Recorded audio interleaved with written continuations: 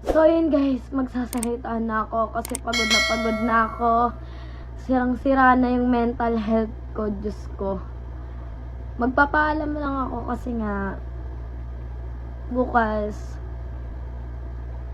sasama na ako dun kay Ate Manika. Siguro papakalmahin ko muna yung utak ko sa mga nangyayari kasi sobrang nasasaktan na ako sa mga pangyayari. Sobrang naiiyak ako. Hindi ko akalain lahat ng mga taong minahal ko, taong pinagkatiwalaan ko. Akala ko, totoo. Akala ko hindi sila one-sided. Pero parang lumalabas ngayon, ako yung masama.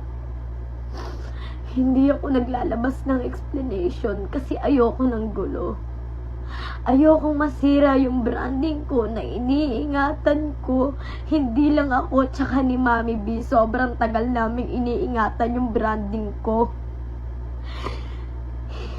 Hindi ako naglalabas ng mga ganyan-ganyan kasi ayokong makasira ng ibang tao. Kasi pag nangyari sa akin, hindi ko rin gugustuhin.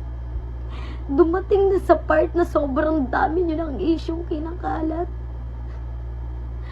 Yung branding ko nasisira. Ilang buwan namin pinaghirapan yan nila Mami B.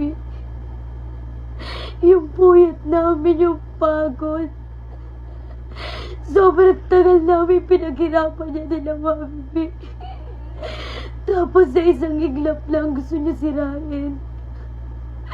Gusto niya sirain lahat ng mga pangarap ko. Kung usapang ibig lang, kayang-kaya ko magpaibig. Hindi ako papalag sa eviction na yan. Kaya ko. Kung ganyan lang, dahil sa eviction lang, sobrang daming friendship, sobrang daming relationship ng tao yung nasisira. Dahil lang dyan sa buwisit na eviction na yan, hahayaan ko. Kaya kong magpaibig. Kaya kong magpaibig kasi yung eviction na yan, hindi permanent na mawawala ka sa Manix. Kumbaga parusa lang yan. Kaya kong parusahan yung sarili ko. Kaya kong tanggapin yung pagkakamali ko.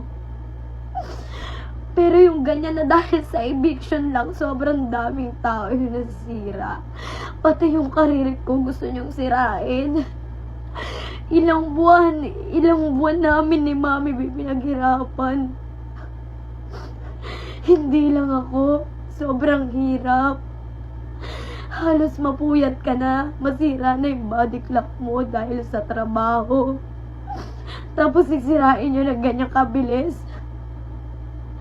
Palibasa kasi ewan sa inyo kung danas nyo yung ganyan. O kasi danas na danas ko. Sobrang hirap magtrabaho. Sobrang hirap magtrabaho. Tapos ganyan nyo lang kadali sisirain yung branding ko. Ganun lang kadali na masira lahat ng mga pinaghirapan ko. Privacy ko yun! Privacy ko yun, pero bakit kailangan nyo ikalat sa social media? Ang kakapal na mga mukha ninyo. Siguro pag sa inyo ginawa yan, magagalit din kayo. Hindi nyo man lang inisip yung nararamdaman ko. Yung iba, nagiging one-sided pa. Ang dami nyo pang nabibitaw na salita.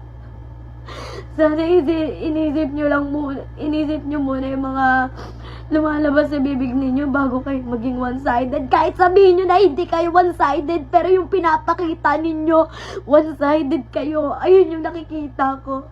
Hindi ako umaangal sa social media, sa TikTok. Hindi ako nagpo-post ng ano-ano na ganyan na ikakasira ninyo.